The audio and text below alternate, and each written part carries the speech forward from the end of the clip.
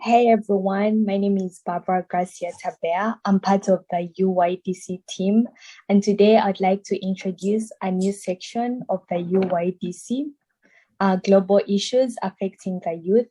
In this section, we'll be doing interviews and conversations with different youths from around the world regarding the challenges they face and the solutions they propose for these challenges.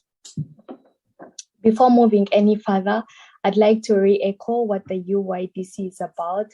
It's a youth platform where the youth can come together and share their ideas on how to make the world a better place. Keeping in line with this theme, today we shall be discussing sexual harassment, a problem that has been prevalent in workplaces, schools, and even homes.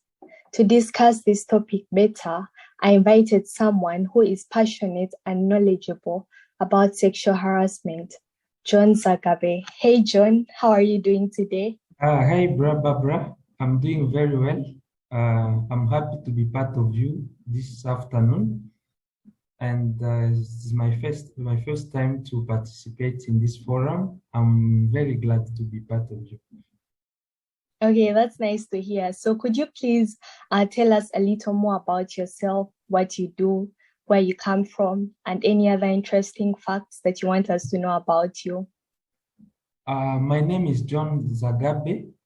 I'm from the Democratic Republic of Congo, and I'm currently here in Kenya studying at Kenyatta University doing civil engineering. I'm in my 4th year of studies now, and I am the current chairperson for the international students here at Kenyatta University. That's all I could say now. Okay, that's great. You're doing so many great things, chairing the international students. That's really nice. Anyway, moving on to the subject matter, how would you define sexual harassment and what constitutes sexual harassment according to you? Okay, I would say sexual harassment, it is a move which somebody can do to someone else with which has sexual humiliation, which is unwelcome act of sexual behavior, which is humiliating and which is provocative. So the person is not really willing to receive such a move. So it is offensive. It's an act which is really offensive. So talking of how it is constituted, it constitutes of many things.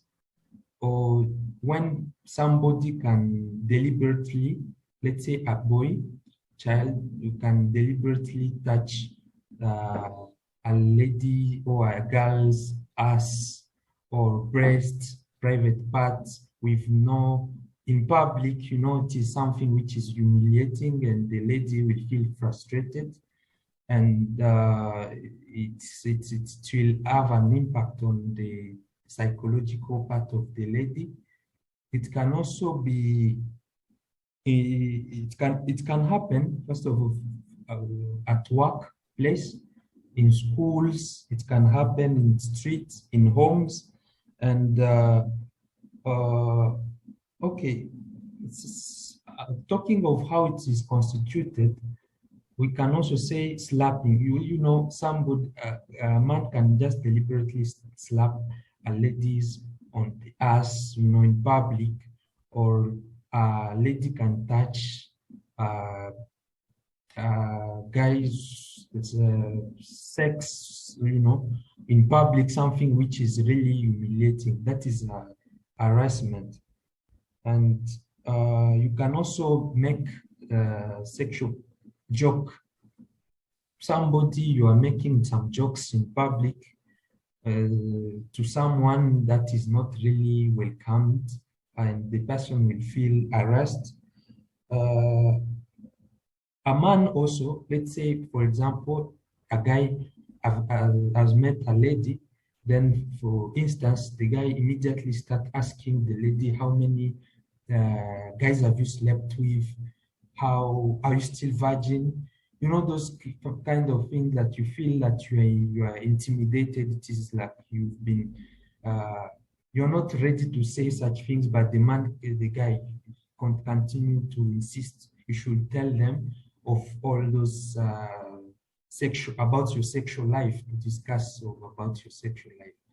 So that is some of the things that constitute sexual harassment, but it's something that we are not really, most of people are not aware of.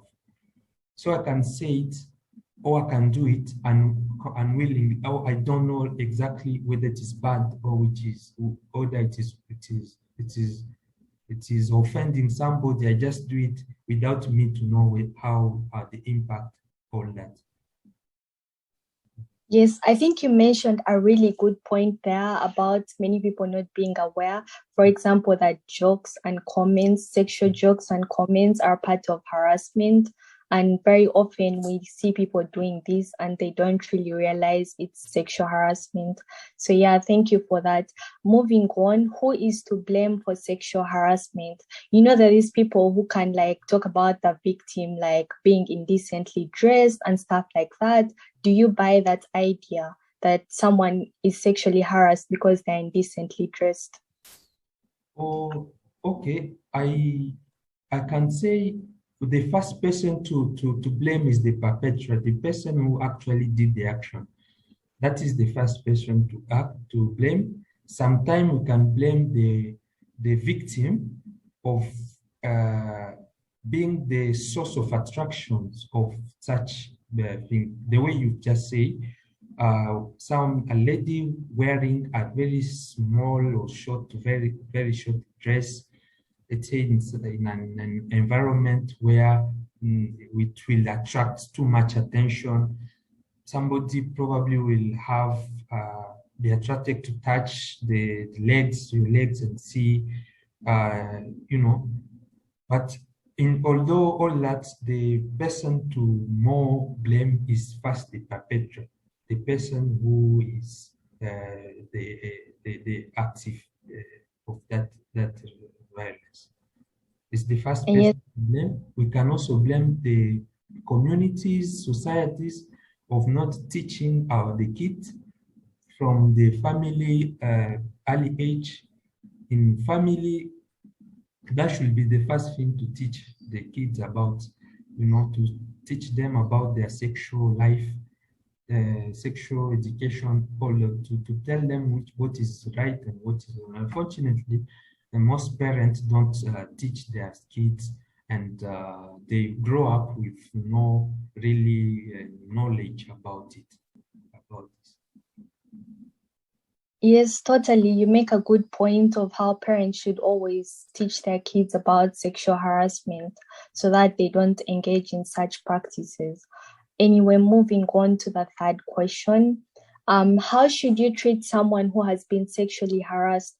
For example, if you have a friend, you just found out about the incident and maybe it has taken place like a few days ago. Should you ask them to narrate the story like immediately?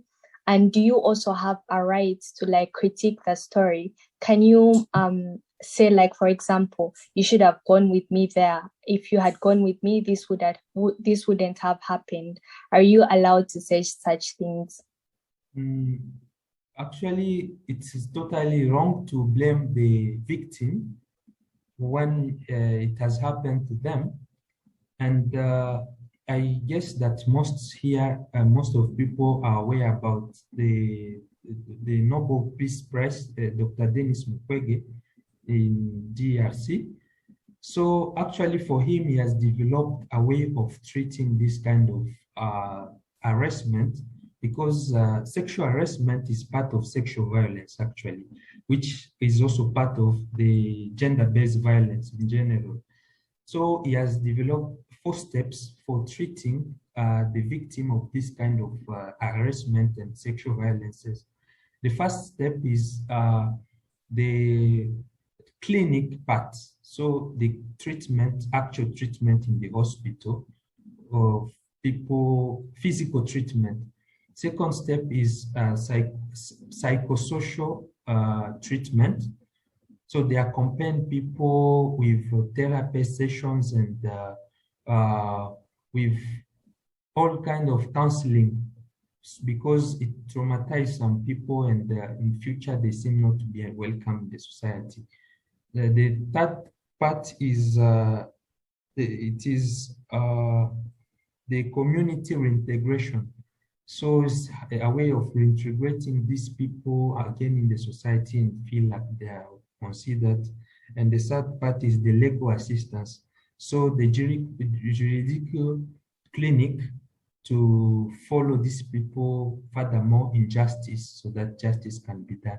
So in the case of sexual harassment, I would say we can treat with the counseling part. Psychosocial integration means to counsel the person and to give her more courage, because these kind of things have been used as a weapon.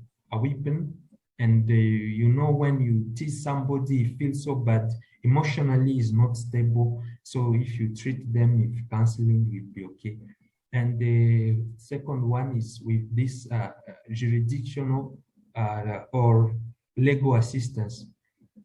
Okay, it's all right to say that it is an juridic, or let's say somebody who has been with a perpetrator should be following justice, and he should pay for whatever actually he has done. Sexual harassment should be denunciated in justice and to be followed.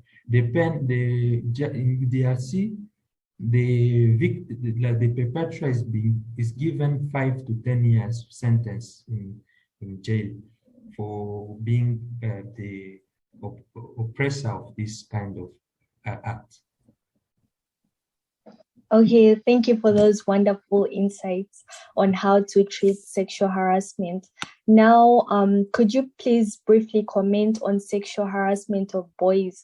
The media and everyone usually puts emphasis on harassment of girls and women, but what about the boys' end?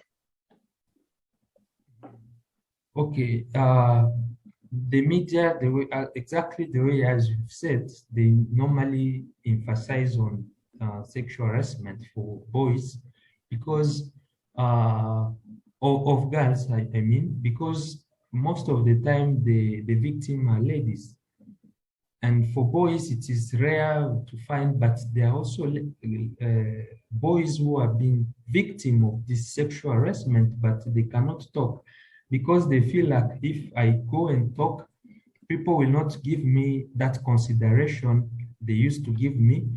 That like, look at this man maybe has been harassed, is not man enough to defend himself by ladies, you know. So it's you feel like you can't tell it, but it's really happening, and it needs also to be denunciated the same way the sexual harassment is being acted upon the ladies. Okay, lastly, could you please give some general tips on how to reduce sexual harassment or totally eliminate it in our societies? Okay, there are many ways. Let's see, for example, here in Kenyatta University, this is an institution which has both genders, male and female, and it is expected to have such a kind of harassment. What have you done? We have created an app, an application, which is a tracking tool for sexual harassment, because some people cannot go and talk, or let's say you are a victim, but you cannot go and you don't know exactly where to go. So once you log into the app, you can easily report the scene, what happened, and you can easily include the proof. The proof includes images, pictures, include social media comments, include messages. So those are the kind of things that we normally tell the people to use as the proof that they have been victim of this kind of violences. That tracking system we have here in KU, and it is working very well. We also have a complaint management mechanism. So those are complaint management mechanism whereby you know exactly in the institution there's a section which deals exactly with those kind of scenarios. There's somebody, okay, it's a whole body. There's a body which is in charge of that. In case it happens, you know exactly where to go and who to talk to so that they could bring justice to that. You can also talk to the offender. You can also save any evidence, the way I said, messages, text message, or social media, and voice record. And the foremost important thing is the family part aspect, to train kids as they're still small on how to behave in such a way that these kind of things will not keep on repeating in the future. Okay, I really liked the solution of the app that your university created. I think so many universities have to pick a leaf from that. And finally, thank you for taking your time to do this interview. And yeah, we're grateful. The UYDC is grateful for you doing this. And have a nice weekend. Thank you so much, Barbara. It's a wonderful opportunity to have you with UYDC, and thank you so much. Next time. Okay, see you next time. Bye. Bye.